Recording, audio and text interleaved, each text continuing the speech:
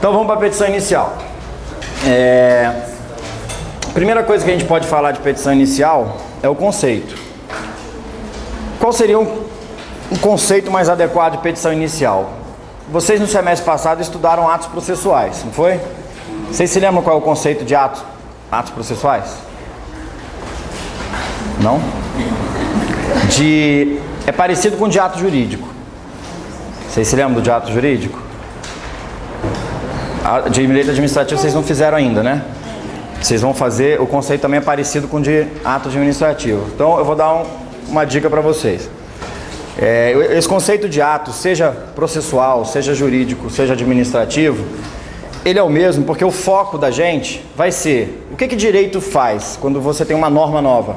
Ele ou cria, ou ele modifica, ou ela, né, essa norma, ou ela extingue, não é isso? Então se você pensar, ato jurídico, o que é um ato jurídico? Eu celebro um contrato com ele. Esse contrato tem a finalidade de quê?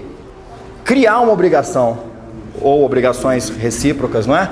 Então, eu posso, por meio de um ato jurídico, criar, modificar, não é? Uma novação contratual modifica, a morte, a certidão de óbito, ela modifica relações jurídicas, ou extinguir relações jurídicas, tá? No caso do ato jurídico, é extinguir direitos, é criar, modificar ou extinguir direitos. Se for o conceito de ato administrativo, criar, modificar ou extinguir direitos, mas só que tem uma peculiaridade, é que só pratica ato administrativo a administração pública, né? Então, se a gente fosse adequar o conceito, seria todo ato da administração pública que tem por finalidade criar, modificar ou extinguir direito. E o processual? O que vocês se lembram do semestre passado? O ato processual é todo ato previsto em lei que tem por finalidade criar, modificar ou extinguir o quê?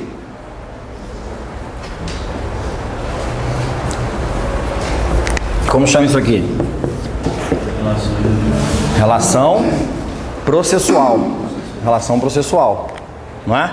Relação processual TGP, actum trium personarum, um ato de 3 sujeitos que estão ligados nessa forma triangular, autor, juiz e réu. Então, o ato processual é todo ato que tem por finalidade criar, modificar ou extinguir a relação processual, tá? E pode acrescentar no conceito, é todo ato previsto em lei, porque só vai ser aceito como ato processual aquele ato que está expresso no ordenamento jurídico, ok?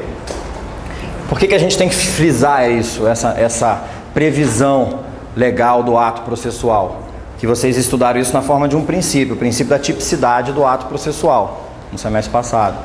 Eu tenho que frisar para evitar, por exemplo, que uma parte que sofra uma decisão contrária aos seus interesses, invente um recurso, por exemplo. Invente um recurso. Perdi os 15 dias da apelação, mas eu vou entrar com um recurso da revisão processual, que o prazo é de 20. Quem inventou isso? A construção doutrinária. Então, vários autores defendem a necessidade, aí você acha que só porque vários autores defendem a necessidade, isso pode gerar uma obrigação para o Estado?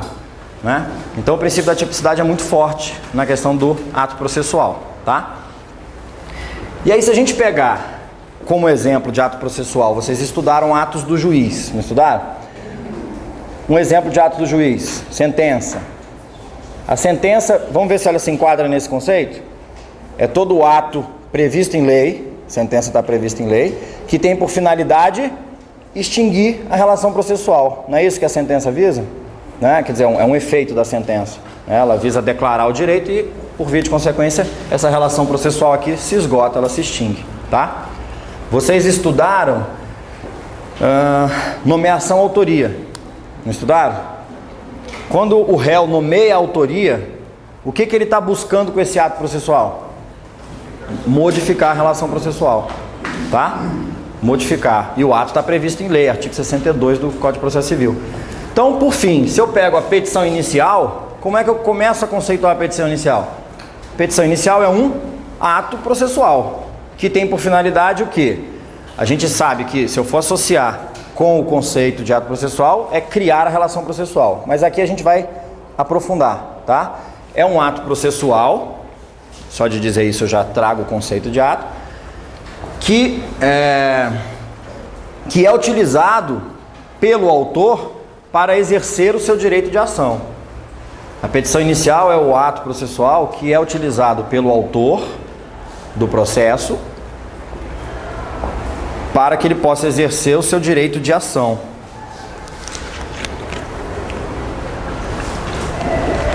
Então daí já posso deduzir o seguinte: a petição inicial é um instrumento.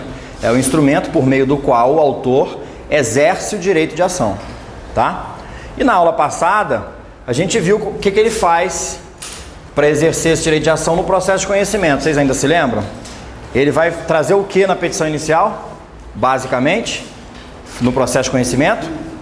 Fatos. Ele vai levar fatos ao conhecimento do Estado juiz e vai formular um pedido. Petição. Pedido. E esse pedido, ao ser apreciado pelo magistrado, pelo Estado juiz, esse pedido vai ser declarado, não é, na forma do reconhecimento de um direito, tá? Até aqui tranquilo, né? Requisitos, isso aqui que é o mais importante. Por que isso aqui é o mais importante? Se vocês forem fazer exame de ordem, passou na primeira prova, vocês vão para a segunda fase. A segunda fase é uma fase que, além de questões subjetivas, o que vale mais na prova é a petição que a gente tem que preparar diante do caso concreto, né? Eles trazem um caso e a gente tem que preparar uma petição. E aí o que acontece? Vocês que já estagiam, vocês sabem que uma petição pode ser emendada, não pode? O juiz determina a emenda. Vocês também sabem que uma petição pode ser indeferida, não pode? Só adiantando aqui, qualquer das hipóteses que estão previstas no artigo 295 levam ao indeferimento da inicial. Se na hora que vocês prepararem a petição inicial de vocês não lembrarem, isso tem que estar no sangue. Pô, apesar de você ter a consulta lá, mas é uma coisa que de tanto fazer petição, aquilo ali acaba fluindo. Ah, minha petição tem todos os requisitos, mas eu acho que ela está trazendo um vício insanável aqui. Esse vício insanável é suficiente para o examinador dar 0. Porque se uma petição puder ser indeferida no mundo real, numa prova ela vale 0.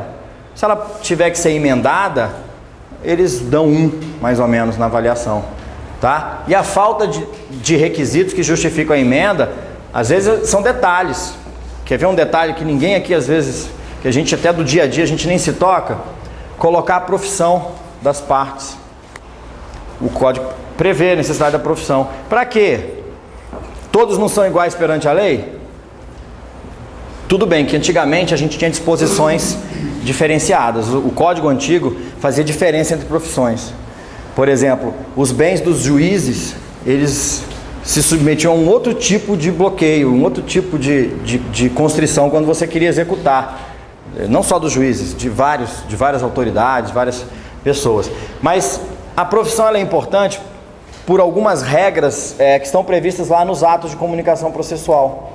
Vamos pensar aqui, eu quero o juiz precisa mandar intimar um militar para comparecer à audiência na condição de testemunha. O oficial de justiça vai entrar no quartel do exército e vai procurar esse soldado e vai lá intimá-lo? Não é esse o procedimento. Ele vai ter que ser intimado por meio do seu superior.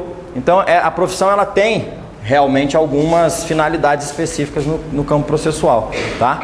E às vezes a gente esquece da profissão, do estado civil, né? O 282 inciso 2 fala nome e prenome, domicílio e residência, estado civil e profissão do autor e do réu. Se faltar um desses, a profissão é caso de emenda. Se for uma prova, já perdeu ponto. Se você esqueceu 2, já vai descendo, tá?